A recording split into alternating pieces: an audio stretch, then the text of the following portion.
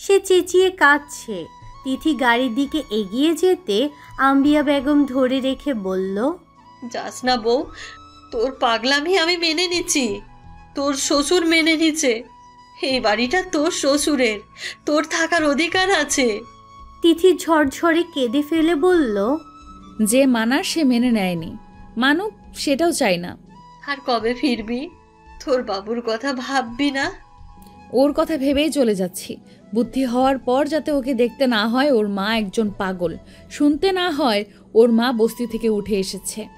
কারো যোগ্য বউ হওয়ার কোনো দরকার নেই আমার। আমি একজন যোগ্য মা হতে চাই। ওর বাবা ওকে ভালো রাখবে, তাই আমার কোনো চিন্তা নেই। তুই কেমন পাষাণ মা! তোমার ছেলে ভালো বাবা হোক। আম্বিয়া বেগম চিৎকার করে কাঁদলেন। আজলানকে বললেন, তুই চলে যা, তোকেও দরকার নেই আমার। তোরা সব কটা আমার সংসার ভেঙেছিস, যা, তোকেও দরকার নেই আমার। তিথি গাড়িতে উঠে গেল। আজলান গাড়ির কাছে এসে বলল, তুই সত্যি সত্যি যাচ্ছ মেহবুব? হ্যাঁ। আজলান ড্রাইভারকে বলল, নিয়ে যান। গাড়ি ছেড়ে দিতে আম্বিয়া বেগম বাচ্চাদের মতো করে কাঁদতে লাগলেন। রমলা চাচি টেনে বাড়ির ভেতরে নিয়ে গেল ওনাকে। আজলান বাড়িতে ঢোকার সময় থমকে দাঁড়ালো আফতাব শেখের কাছে গিয়ে। বাবা ছেলে একে অপরের দিকে রোষাগ্ন দৃষ্টিতে চাইল। আফতাব শেখ বললেন, বাড়িটা আমার, বাড়ির বউকে তাড়িয়ে তুমি থাকবে, তা কি করে হয়? আজলান বলল। আফতাব শেখ কম্পিত কণ্ঠে বললেন, আমার বংশধরকে আমি কোথাও যেতে দেব না। আটকে দেখান। আফতাব শেখ বললেন, তোমার পায়ে পড়তে হবে এখন? আপনার কাছে কোনো কিছুরই এক্সপেকটেশন রাখি না আমি। আমার বিরুদ্ধে আমার বউকে উস্কেছেন, বাচ্চাকেও উস্কাতে পারেন, আপনার সান্নিধ্যে কাউকে রাখবো না। আফতাব শেখ শির দ্বারা সোজা করে দাঁড়িয়ে থেকে বললেন, তাহলে একটা কথা কান দিয়ে শুনে রাখো, এই বাড়িতে তোমার আর জায়গা নেই। আজলান ঠোঁট বাঁকিয়ে হেসে বলল, এটা বলবেন জানতাম, তাই অবাক হইনি। বড্ড জেদি হয়েছে তুমি। জন্মদাতার মতো। ডোডোকে নিয়ে রাতারাতি বান্দরবন পাড়ি জমিয়েছে আজলান। বান্দরবনের একটা বাংলো বাড়িতে উঠেছিল আজলান। নিজে সিডিয়া জাফর আহমেদের কথা মতো রাতারাতি বাংলো বাড়িতে আসার পর প্রথমেই যে সমস্যা তাকে পড়তে হয় তা হচ্ছে ডোডোর কান্না। হঠাৎ করে অপরিচিত জায়গায় অপরিচিত মানুষজন দেখে সে ভয় পেয়ে কাঁদছে।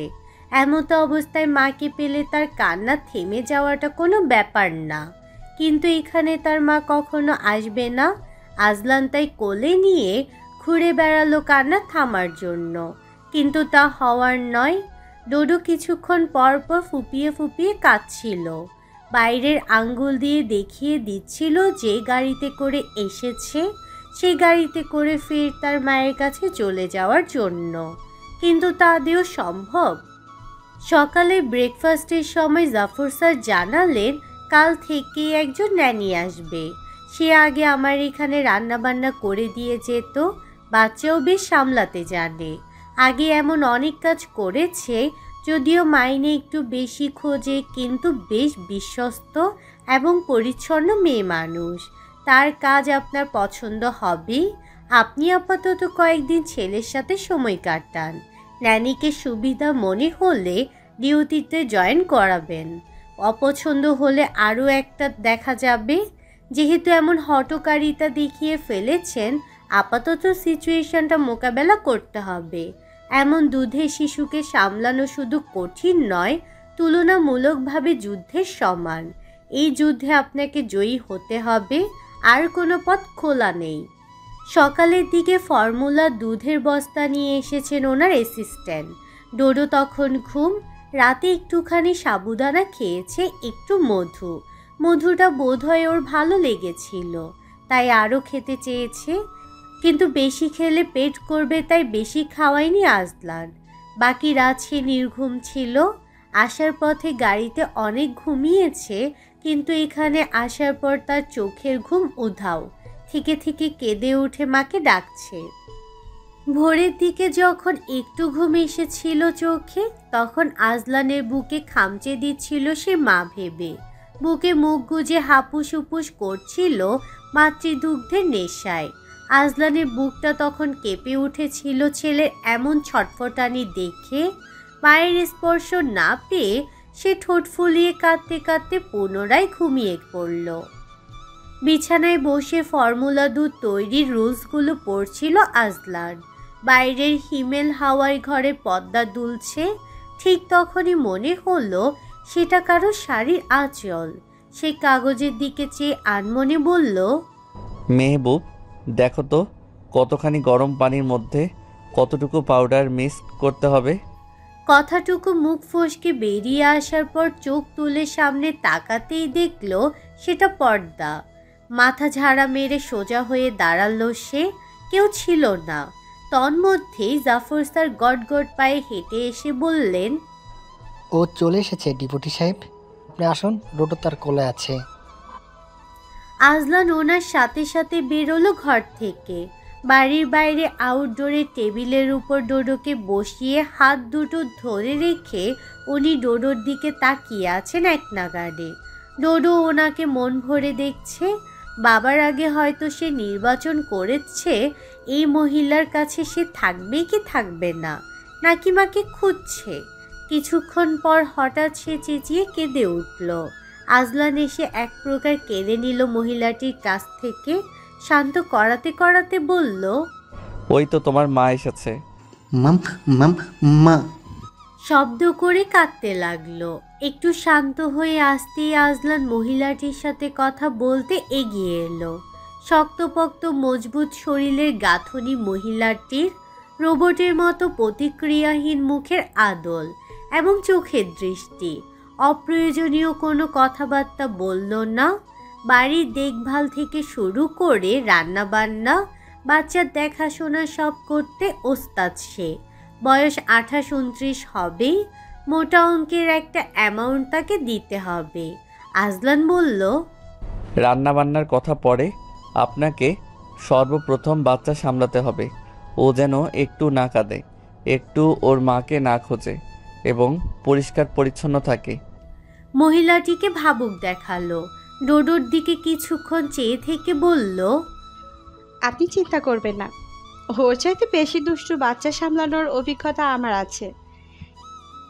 ডোডো গালে একটা আঙ্গুল ঢুকিয়ে রেখে মহিলাটির দিকে চেয়ে আছে। মহিলাটি তার দিকে তাকানো মাত্রই সে আজলানের গলা জড়িয়ে ধরে কাঁধে মাথা ফেলে ডাকলো, মামা। জাফর আহমেদ বললেন, কাল থেকে আমার বউরানিও আসবে, চিন্তা নেই ডেপুটি সাহেব। আপনার বাচ্চা যদি মায়ের মতো হয় তাহলে মানিয়ে নিতে পারবে, বাবার মতো হলে বলতে পারছি না। আজলান টের পেল কথার পিঠে সূক্ষ্ম খোঁচার আঁচ। মহিলাটির মুখে কোনো প্রতিক্রিয়া নেই। এক নাগাড়ে ডোডোর দিকে চেয়ে আছেন। ডোডো আবারও কান্না শুরু হলো। আজলান জিজ্ঞেস করলো, আপনি কবে থেকে আসছেন? মহিলাটি জবাব দিল, এখন থেকে আমার সুটকেস অলরেডি বাড়ির ভেতরে। স্যার আমার অ্যাডভান্স পেমেন্টের কথা বলেছেন। জাফর স্যার বললেন, ইয়েস মিস্টার শেখ, আপনাকে বলেছিলাম।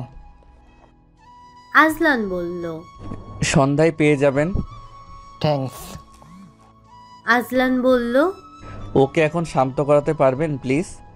মহিলাটি হাত বাড়িয়ে ডাকতেই ডোডো হাউমাউ করে কেঁদে উঠল আরো জোরে। আজলানের কোল থেকে ছুটে যাওয়ার চেষ্টা করছে। আজলান পিঠে আলতো চাপড় দিতে দিতে বলল, কিছু খাবে বাবা? ডোডো কাঁদতে কাঁদতে হেঁচকি তুলল। জাফর আহমেদ পাশ দিয়ে যাওয়ার সময় বলল, সে তার মাকে মিস করছে। আজলান বলল, প্রথম দিনের পর দিন দূরে থাকি, আমাকে এভাবে মিস করে না? কি হিংসুটে আপনি ডেপুটি সাহেব। আজলান মুখ ফিরিয়ে নিয়ে জোরালো একটা শ্বাস ফেলে ডোডোকে বলল, ওই দেখো তোমার মা। মেহবুব, তোমার ছেলেকে নিয়ে যাও। ডোডো বাবার আঙ্গুলের ইশারায় বেড়ে ওঠা ঝোপঝাড়গুলোর দিকে চেয়ে কাঁদতে থাকে। মহিলাটি সামনে এসে দাঁড়ায়। নিউজ প্রেজেন্টারের মতো করে শাড়ি পরা, মাথার চুলগুলো পেছনে গুছিয়ে বাঁধা, বলল, আমাকে দিন, ও হয়তো পটি করবে। আজলানের ভ্রু কুঁচকে এলো। মহিলাটি কোলে নিয়ে বলল, দয়া করে কার পটিটা এনে দিন। আজলান দ্রুত গতিতে ঘর থেকে কার পটি নিয়ে এলো। মহিলা ডোডোকে পটিতে বসিয়ে দিতে এসে শান্ত হয়ে এলো। আজলান অবাক চোখে চেয়ে বলল, বুঝলেন কি করে? মহিলাটি বলল, আমি অবাক হচ্ছি, আপনি এতদিন বাচ্চাটাকে রেখেছেন কিভাবে? ওর মা বিয়োগের কতদিন হলো? আজলানে পিলে চমকে উঠে বলল, ওর মা আছে। মহিলার অবাক চাহনির সাথে সাথে প্রশ্ন ছুটে এলো, কোথায়? আজলান খানিকটা ধমকে সুরে বলল, আপনি আপনার কাজ করুন, এই ব্যাপারে কোনো প্রশ্ন নয়। চেষ্টা করুন ওর প্রিয় হয়ে ওঠার। ভীষণ মা পাগল ছেলে, মায়ের গা ঘেঁষে থাকার অভ্যাস, ওটা ছাড়াতে হবে। আমি চেষ্টা করব। ঘরটা গোছগাছ করতে লেগে পড়েছিল আজলান। ডোডোর জন্য কিছুতে হাত লাগাতে পারছিল না। সব ঠিকঠাক করার সময় মহিলাটি দরজায় কড়া নাড়ল। আইজানি যাবতীয় জিনিসপত্র যদি আমি আমার ঘরে রাখি তাহলে আপনার জন্য ভালো হয় স্যার, নাহলে আপনাকে ডিস্টার্ব করতে হবে। আজলান বলল, নিয়ে যান, এই গোটা ব্যাগটাতে ওর জিনিসপত্র। মহিলাটি সব নিয়ে যেতেই ঘর ফাঁকা হয়ে গেল। আজলান চুপিসারে ওই মহিলার ঘরে গিয়ে উকি দিতেই দেখলো ডোডো শুয়ে আছে। পালিশের সাথে ঠেকিয়ে রাখা হয়েছে ফিডারটি। নিপল মুখে নিয়ে সে চোখ বুজে ঘুমাচ্ছে। আজলান বলল, ও কি ঘুমিয়ে গিয়েছে? মহিলাটি চমকে উঠে তার কণ্ঠস্বর শুনে বলে, হ্যাঁ, একটু ঘুম এলো। মনে হচ্ছে না বেশিক্ষণ স্থায়ী হবে, আমাকে চিনতে ওর সময় লাগবে। আজলান বলল, ঘুমালে আমার ঘরে রেখে আসবেন এরপর থেকে। আচ্ছা। ঘরে ফিরে যাওয়ার সময় আজলান ঘাড় ফিরিয়ে ঘরটার দিকে তাকালো। অল্প সময়ের মধ্যে মহিলাটি ঘরটা গুছিয়ে ফেলেছে দক্ষ হাতে। বেশ পরিচ্ছন্ন মনে হলো। আজলান একটু ভারমুক্ত হলো। এমনিতেই সে টেনশন ফ্রি থাকার চেষ্টা করছে, নিজেকে বোঝাচ্ছে সবটা নর্মাল, কিচ্ছু হয়নি। কিন্তু ডোডোর কান্না সব এলোমেলো করে দিচ্ছে। ডোডোর রাতের কান্না বড্ড ভয়ঙ্কর লাগে তার। অনেকটা কষ্ট, হাহাকার মিশে থাকে সেই কান্নায়। সময়টা তখন ফুরোতেই চায় না। মহিলাটির কাজকর্মে দারুণ পটু। এক হাতে রান্না সামলে ডোডোকে সামলাচ্ছে। কোনো কিছুতে বিরক্ত নেই। যদিও তাকে রান্নার কাজে রাখা হয়নি, কিন্তু জাফর আহমেদ স্যারের ওয়াইফ স্পষ্ট জানিয়ে দিয়েছেন তিনি রান্নাবান্না করতে পারবেন। তাই রান্নার অনুরোধটা ওনারই। আলাদা করে রান্নার লোক রাখা চাইতে সেই টাকায় ওনাকে দিলে সে আরও যত্নের সাথে কাজ করবে। যেহেতু তার কাজ পরিপাটি, সেহেতু উনি এক ঢিলে দুই পাখি মেরেছেন। দুপুরের ডাল, আলু ভর্তা, পাবদা মাছের ঝাল, মুরগির মাংস রেঁধেছে মহিলাটি। জাফর স্যারের ওয়াইফ 10টার দিকে এসেছেন। খেতে খেতে বললেন, ভালো রেঁধেছ শাইলা, তুমি কখন খাবে? আপনারা খেয়ে নিন, তারপর। জাফর আহমেদ খেতে খেতে বললেন, ডেপুটি সাহেবের কেমন লাগছে রুনার রান্না? আজলান খেতে খেতে মাথা নাড়ল আর আপন মনে ভাবল কবে তিথির হাতে রান্না খেয়েছে সে। মনে নেই ঠিক। বিয়ের পরের দিনগুলোর মধ্যে কোনো একদিন মাছের ভেতর চুল পাওয়ার পর মাকে সে বারণ করে দিয়েছিল তিথিকে রাখতে না দেওয়ার জন্য। ওর ঘাড়ে কাটা বাছার দায়িত্ব পড়েছে তারপর থেকে। রান্না মা করতো, নাইলে রমলা চাচি। চুল দেখে আজলান না খেয়ে উঠে গিয়েছিল সেদিন। ভালো হয়নি স্যার? আজলান শব্দ করল। ভালো। জাফর আহমেদ হেসে বলল, ডেপুটি সাহেব, আমার বিবির হাতে শুটকি জাল ঘুনা না খেলে আপনার জীবন বৃথা। জিভে জল চলে এলো। কাল রতনকে বলবো ও শুটকি দিয়ে যাবে। তুমি একটু রসুন বেশি দিয়ে শুটকি গুনা এনে তো। ওনার বিবি তাহেরা বেগম হেসে বললেন, যেভাবে বলছো মনে হচ্ছে কেক অমৃত।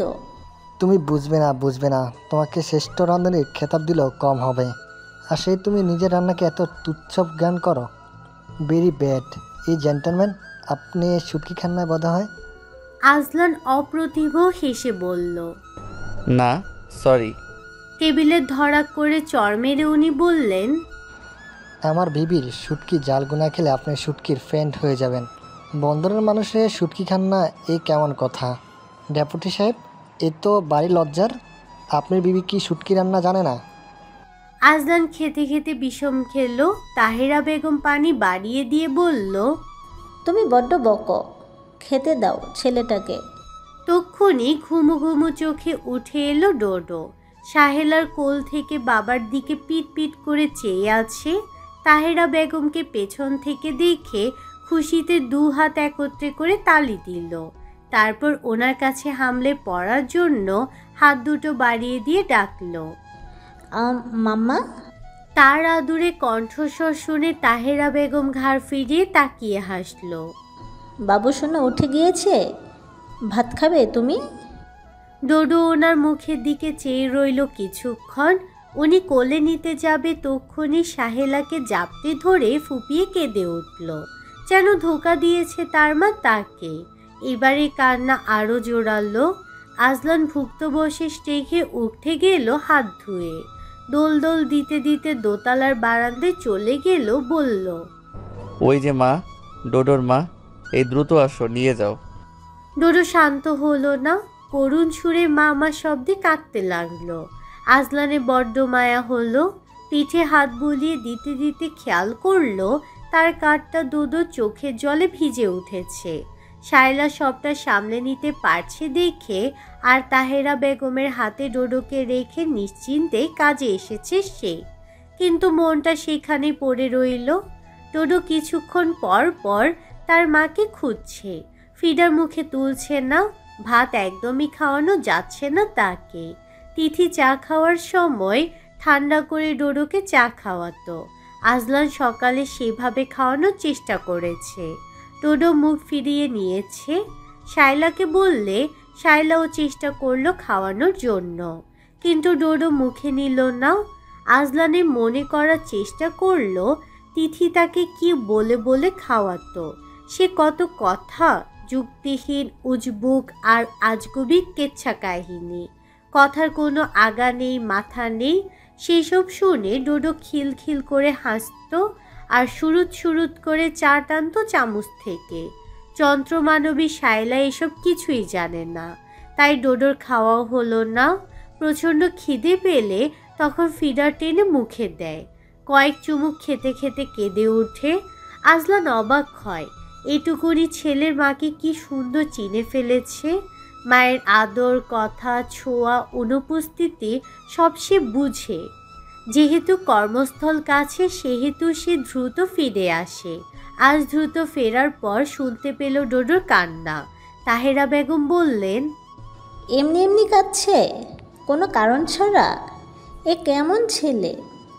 আজলান সাহেলাকে ডাকতেই সে হাজির হলো তৎক্ষণাৎ, হাতে বাটি, তাতে সেদ্ধ নুডলস। বলল, সরি স্যার, ও কিছুতেই খেতে চাইছে না।